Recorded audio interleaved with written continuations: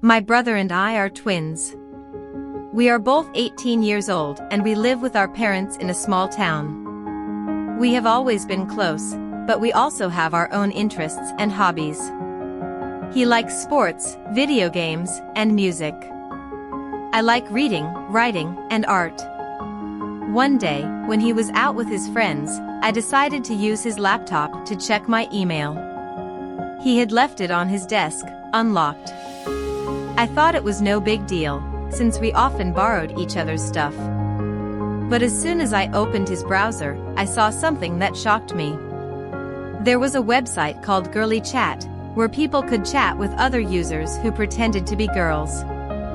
And there was my brother's username, Lily18, along with his profile picture.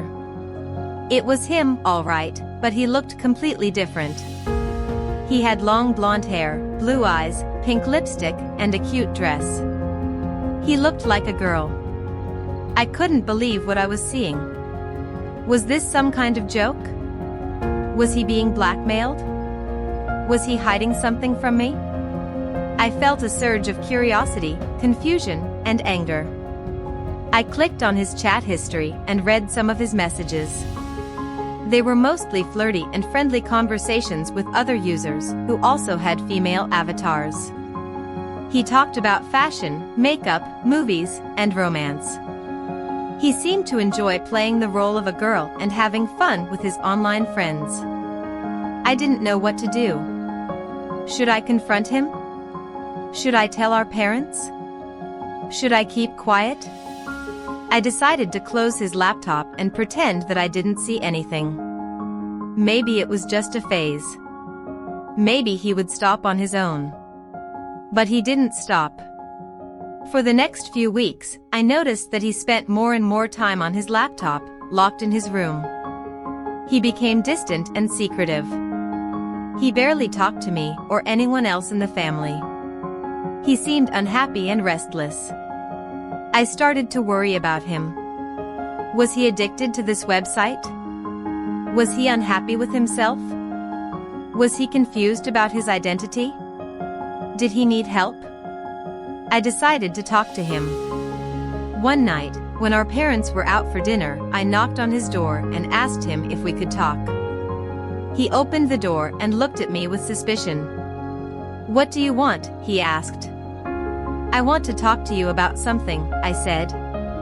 "About what?" he said. "About your online activities," I said. He froze and turned pale. "What do you mean?" he said. "I mean, girly chat," I said. He gasped and slammed the door in my face. "Go away," he shouted. "Please, let me in," I pleaded. "No. Leave me alone," he yelled. I heard him lock the door and move something heavy against it. I felt hurt and frustrated. Why was he acting like this? Why couldn't he trust me? Why couldn't he talk to me? I decided to wait outside his door until he calmed down. After an hour or so, I heard him sobbing inside. I knocked softly on the door again. "Hey, are you okay?" I asked. There was silence for a few seconds. Then he said in a low voice, "No. Can I come in?" I asked. He hesitated. Then he said, "Okay." I heard him unlock the door and move the heavy object away. I opened the door and entered his room. He was sitting on his bed, holding his laptop. He looked at me with tears in his eyes. He looked ashamed and scared. I sat next to him and put my arm around him. "It's okay, bro. I'm here for you," I said. He hugged me and cried on my shoulder. "I'm sorry, I'm sorry, I'm sorry," he repeated. "Shoo, it's okay. You don't have to be sorry. You don't have to be afraid. I love you, bro. I'm not here to judge you or hurt you. I'm here to help you and understand you," I said. He looked at me and said, "Thank you." We talked for a long time that night. He told me everything. He told me how he had always felt different from other boys. How he had always liked girly things. How he had always felt more comfortable and happy as a girl. How he had discovered girlychat and found a place where he could be himself.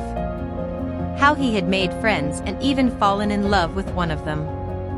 How he had been afraid of telling anyone, especially me and our parents. How he had been unhappy and lonely. I listened to him with an open mind and an open heart. I tried to understand him and support him. I told him that I loved him no matter what. That he was still my brother and my best friend. That he was not alone. That he was not weird or wrong. That he was just different and unique. We hugged and cried and laughed together. We decided to keep his secret between us for now, until he was ready to tell anyone else. We decided to help each other and support each other. We decided to be honest and respectful with each other. We decided to be brothers and sisters. That night changed our lives forever. It was the beginning of a new journey for both of us. A journey of discovery, acceptance, and love. My brother's secret taught me a lot of things.